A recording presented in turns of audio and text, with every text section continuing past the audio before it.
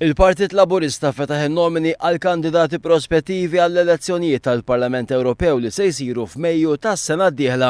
Il-kandidati li ser jitfgħu in-nomina tagħhom se jkunu approvati wara li l-Kummissjoni Maħtura Apposta tgħaddi ir-rakkomandazzjonijiet tagħha lill-Eżekuttiv Nazzjonali u lill-amministrazzjoni tal-Partit Laburista.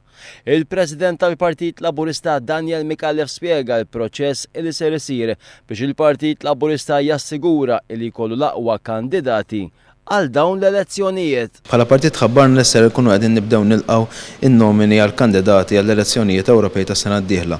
Nomini se jkunu qed jintlaqgħu minn kummissjoni interna li mbagħad tgħaddi d-deċiżjoni f'idejn l-amministrazzjoni u l-eżekuttiv tal-partit sabiex nassiguraw bħala partit li jkollna l-aqwa lajna bħall-elezzjonijiet Ewropej ta' Mejju tas sena d-dieħla.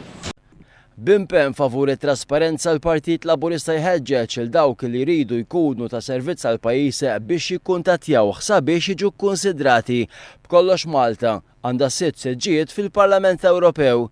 Intant il-ħidma tal-Partit Laburista għal dawn l-elezzjonijiet diġà skattat dan minkejja il-jonqos iktar minn 9 xhur.